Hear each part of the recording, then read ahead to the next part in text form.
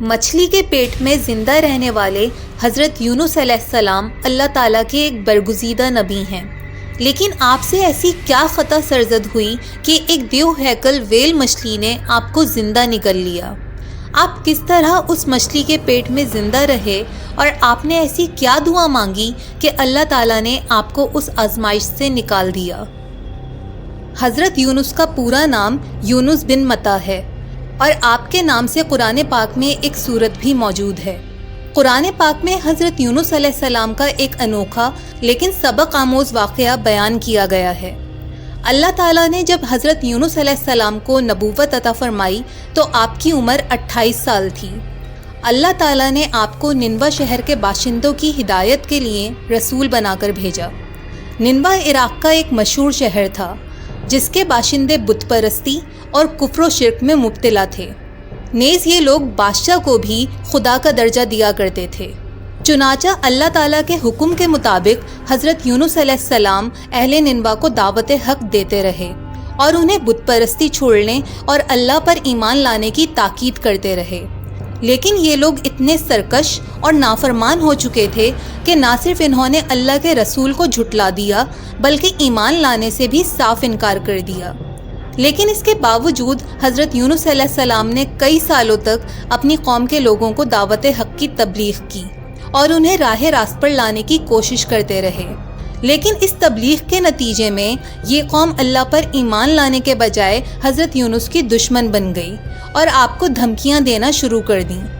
جب حضرت یونس کو یقین ہو گیا کہ ان کی قوم ایمان لانے والی نہیں ہے تو آپ نے ان لوگوں کو خبردار کیا کہ اگر وہ لوگ ایمان نہ لائے تو بہت جلد ان پر اللہ کا عذاب نازل ہوگا۔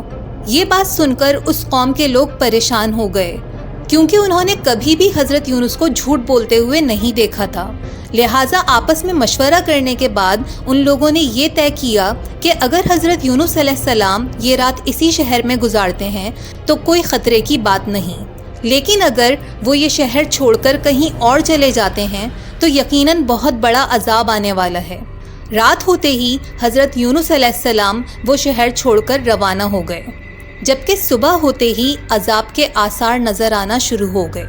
کالے سیاہ بادلوں نے پورے آسمان کو ڈھانپ لیا اور ہر طرف سے دھواں اٹھنے لگا جس نے پورے شہر کو اپنی لپیٹ میں لے لیا۔ یہ وحشت ناک منظر دیکھ کر لوگوں کو یقین ہو گیا کہ اب واقعی عذاب آنے والا ہے، چنانچہ وہ تمام لوگ حضرت یونس کی تلاش میں چل پڑے، لیکن یونس علیہ السلام دور دور تک کہیں نظر نہ آئے۔ شہر میں حضرت یونس کی غیر موجودگی دیکھ کر لوگ خوف سے کانپ اٹھے، کیونکہ یہ اس بات کا اشارہ تھا کہ اب انہیں کوئی بھی اللہ کے عذاب سے نہیں بچا سکتا۔ عذاب الہی کے یہ آثار دیکھ کر وہ لوگ بارگاہ الہی میں گڑ گڑانے لگے اور سچے دل سے اپنے گناہوں کی توبہ کرنے لگے، اور حضرت یونس نے جو پیغام الہی ان تک پہنچایا تھا اس پر ایمان لے آئے۔ اللہ تعالیٰ نے اس قوم کی ندامت اور گریہ وزاری دیکھ کر ان کی توبہ قبول فرما لی اور ان پر آنے والے عذاب کو ٹال دیا۔ اللہ تعالیٰ جب کسی قوم پر ان کی نافرمانی کی وجہ سے عذاب نازل فرماتا ہے تو اس وقت ان کی توبہ کے دروازے بند کر دیے جاتے ہیں، لیکن حضرت یونس کی قوم پر عذاب کے بادل آ جانے کے بعد بھی ان کی توبہ قبول کر لی گئی اور ان کے عذاب کو ہٹا دیا گیا، کیونکہ حضرت یونس عذاب کی اطلاع دے کر اللہ کی اجازت کے بغیر اپنی قوم کو چھوڑ کر چلے گئے تھے، جبکہ ان کو وہاں سے جانے کا حکم نہیں دیا گیا تھا، اور اللہ تعالیٰ کسی قوم کو اس وقت تک عذاب نہیں دیتا جب تک وہ اپنی حجت پوری نہ کر لے۔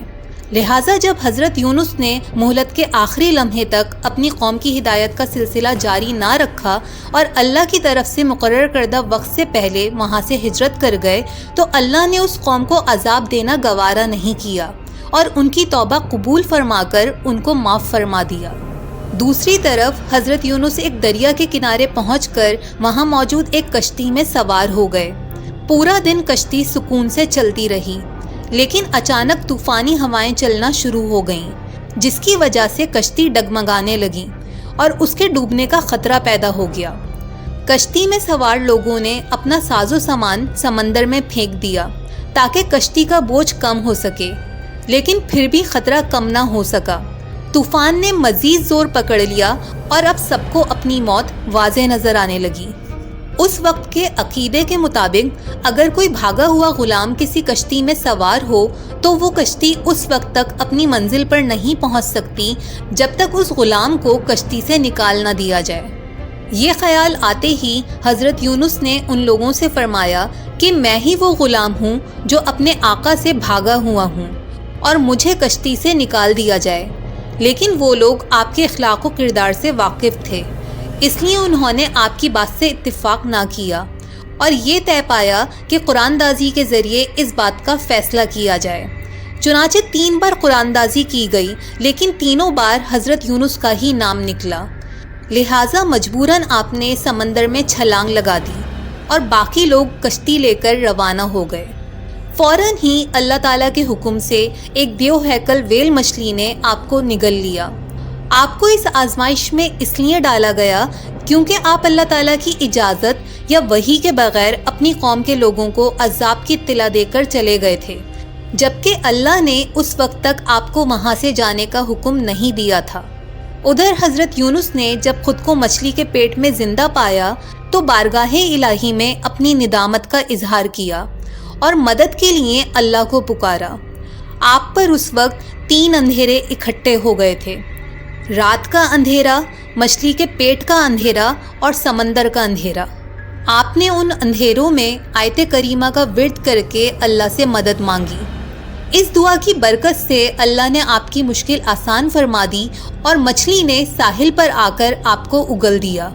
کچھ روایات کے مطابق اگر یونس علیہ السلام یہ دعا نہ کرتے تو قیامت تک مچھلی کے پیٹ میں رہتے۔ آپ اس وقت اتنے کمزور ہو چکے تھے جیسے ایک نومولود بچہ۔ اللہ کی رحمت سے آپ کے لیے سمندر کے کنارے ایک کدو کی بیل اگ گئی جس کے سائے میں آپ آرام فرماتے۔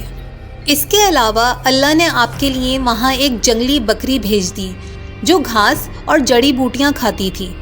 وہ صبح و شام آپ کو دودھ پلاتی یہاں تک کہ آپ مکمل طور پر تندرست ہو گئے۔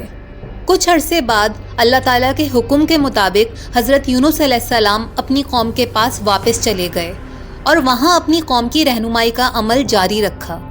آج کے موجودہ سائنسی دور میں بھی کچھ ایسے لوگ موجود ہیں جو اس حقیقت کا ذاتی طور پر مشاہدہ کر چکے ہیں، یعنی دنیا کے سب سے بڑے جانور ویل مچھلی کے پیٹ میں حادثاتی طور پر پہنچ کر یہ نہ صرف زندہ بچ گئے بلکہ اس واقعے کو پوری دنیا کے سامنے بیان بھی کیا۔ کوئنز کالج آکسفورڈ کے ڈاکٹر جان ولسن نے حضرت یونس کے مچھلی کے پیٹ میں زندہ رہنے کے واقعے کی تحقیق کرنے کے بعد ایک ریسرچ پیپر پبلش کیا جس میں انہوں نے بتایا کہ ایک ویل مچھلی کے پیٹ میں سانس لینے کے لیے کافی آکسیجن موجود ہوتی ہے جو کہ انسان کے زندہ رہنے کے لیے بنیادی ضرورت ہے۔ اس کے پیٹ کا ٹیمپریچر 101 ڈگری فahrenheit ہوتا ہے جو کہ انسان کے لیے بخار کا ٹیمپریچر ہے۔ مختصراً یہ کہ قرآن کریم کا ایک ایک لفظ حق و سچ پر مبنی ہے جسے آج کی ماڈرن سائنس بھی اپنی ریسرچ کے بعد تسلیم کر چکی ہے۔ آئی ہوپ آپ کو یہ ویڈیو پسند آئی ہوگی۔ اس طرح کی مزید انفارمیٹیو ویڈیوز کے لیے آپ اس چینل کو سبسکرائب کر سکتے ہیں۔ Thanks for watching this video. اللہ حافظ۔